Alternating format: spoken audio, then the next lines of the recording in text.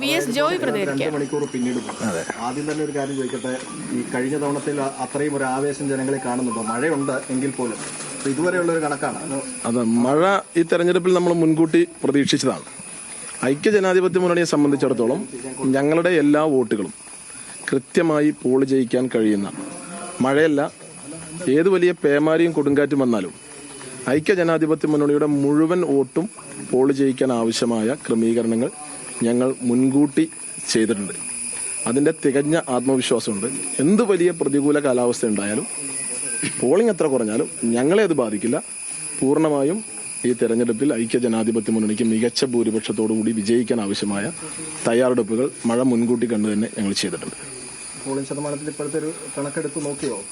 Polling ശതമാനം മഴയുടേതായ ഒരു പ്രയാസമുണ്ട്. പക്ഷെ ഞങ്ങളെ സംബന്ധിച്ച് കൃത്യമായി ഞങ്ങളുടെ വോട്ടുകളെല്ലാം കൃത്യമായി അത് പോൾ ചെയ്യിക്കാൻ ആവശ്യമായ കൃത്യമായ അറേഞ്ച്മെന്റ്സ് ഞങ്ങൾ ചെയ്തിട്ടുണ്ട്. എന്ത് വലിയ പ്രയാസം വന്നാലും. ഇവിടെ തെരഞ്ഞെടുപ്പ് കമ്മീഷന് ചെറിയ ഒരു പാളിച്ച പറ്റി. ഇത് വളരെ സെൻസിറ്റീവ് ആയിട്ടുള്ള ഒരു ഏരിയ ആണ്.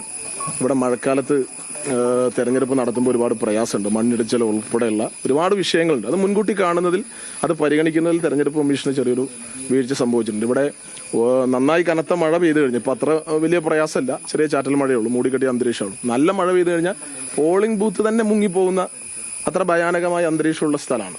അവിടെ ഈ പ്രതികൂല കാലാവസ്ഥയിൽ ഈ മഴക്കാലത്ത്, മൺസൂൺ കാലത്തിന് മുമ്പ് തന്നെ തെരഞ്ഞെടുപ്പ് നടപടി പൂർത്തീകരിക്കാൻ കഴിയുന്ന സാഹചര്യം ഉണ്ടായിട്ടും അത് തെരഞ്ഞെടുപ്പ് കമ്മീഷൻ അത് മുൻകൂട്ടി കാണാൻ കഴിയാതെ പോയത് വലിയ ഒരു വീഴ്ച തന്നെ. വഴിക്കടവ് രണ്ടാം നമ്പർ ബൂത്തിലൊരു VVPAT ഇഷ്യൂ ഉണ്ടായിരുന്നല്ലോ. അവിടെ 50 പേര് വോട്ട് ചെയ്ത് കഴിഞ്ഞപ്പോൾ എന്തോ തടസ്സം എന്തോ ഉണ്ടായി, VVPAT പേര് തെളിഞ്ഞില്ല എന്ന് പറയുന്നു. അത് സ്വാഭാവികമായ ഒരു സാങ്കേതിക വീഴ്ചയായി ഞങ്ങൾ കാണുന്നില്ല. കാരണം അതിനകത്ത് ഞങ്ങൾ സംശയമുണ്ട്. ഞങ്ങൾക്ക് എന്തോ തണ്ണിക്കടവ് ബൂത്ത് എന്ന് പറയുന്നത്, ആ ബൂത്തിന്റെ ഏറ്റവും വലിയ പ്രത്യേകത ഈ നിയോജകമണ്ഡലത്തിലെ UDFന്റെ ഏറ്റവും കുത്തക ബൂത്താണ്. അവിടെ തന്നെ 50 വോട്ടുകളോളം പോൾ ചെയ്യപ്പെട്ടതിന് ശേഷമാണ് ഇത് ശ്രദ്ധയിൽപ്പെട്ടത്. ഏതായാലും ഞങ്ങളെ സംബന്ധിച്ച് അതിൽ വലിയ ആശങ്കയുണ്ട്, പരാതിയുണ്ട്. ഇപ്പോൾ അവിടെ പോളിംഗ് തുടരുന്നുണ്ട്. ഞങ്ങളത് റീപോളിംഗ് ആവശ്യപ്പെടും. ആദ്യം വോട്ട് ചെയ്ത 50 പേർക്ക് വോട്ട് ചെയ്യാനുള്ള സൗകര്യമോ അല്ലെങ്കിൽ റീപോളിംഗോ വേണ്ടി വരും. അത് ഞങ്ങൾ കൃത്യമായി ഉദ്യോഗസ്ഥന്മാർ അറിയിച്ചിട്ടുണ്ട്. നിലവിൽ 50 പേരുടെ പേര് അവിടെ തെളിഞ്ഞിട്ടില്ല. അതെ, നിലവിൽ 50ഓളം ആളുകൾ വോട്ട് ചെയ്തതിന് ശേഷമാണ് ഈ തകരാറ് ശ്രദ്ധയിൽപ്പെടുന്നത്. ഏതായാലും ആ 50 പേരുടെ കാര്യം പിന്നീട് തീരുമാനിക്കാം. ഇപ്പൊ തൽക്കാലം സാങ്കേതിക തകരാറ് പരിഹരിച്ച് വോട്ടെടുപ്പ് തുടരുകയാണ്. എന്തായാലും ഞങ്ങൾ അതിൽ റീപോളിംഗ് ആവശ്യപ്പെടാനാണ് തീരുമാനിച്ചിട്ടുള്ളത്. എന്താണ് ഇപ്പോഴത്തെ ഒരു പ്രതീക്ഷ? എന്താണ് ഒരു ഭൂരിപക്ഷം ഒക്കെ അൻവർ ഒരു ഘടകമാകുമോ? നല്ല പ്രതീക്ഷയാണ്. ഞങ്ങളെ സംബന്ധിച്ച് ഇത് പിണറായി വിരുദ്ധ തരംഗമാണ് ഈ തെരഞ്ഞെടുപ്പിന്റെ ഏറ്റവും വലിയ ഒരു ത്രെഡ് എന്ന് പറയുന്നത്. അത് നല്ല രീതിയിൽ ഞങ്ങൾക്ക് പോളിംഗ് ബൂത്തിൽ നിന്ന്, ജനങ്ങൾക്കിടയിൽ നിന്ന് ഞങ്ങൾക്ക് അനുഭവിച്ചെടുക്കാൻ കഴിയുന്നുണ്ട്.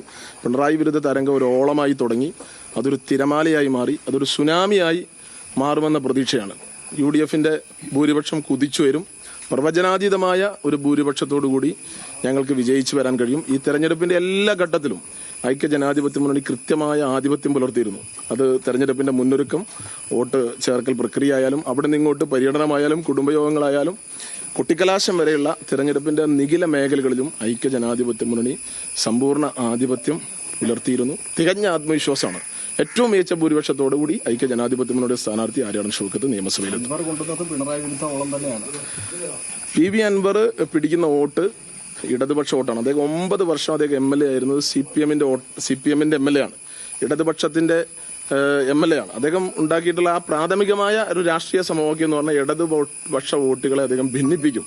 തീർച്ചയായും ആ ഒരു ഇടതുപക്ഷ വോട്ടുകൾ, ഞങ്ങളുടെ വിരുദ്ധ വോട്ടുകൾ ഭിന്നിക്കുന്നതോടുകൂടി ഞങ്ങളുടെ ഭൂരിപക്ഷം കുതിച്ചു വരുമെന്ന ഒരു പ്രതീക്ഷയാണ് ഞങ്ങൾക്കുള്ളത്. തീർച്ചയായും ഇത് വഴിക്കടവ് പഞ്ചായത്തിൽ 2ാമത്തെ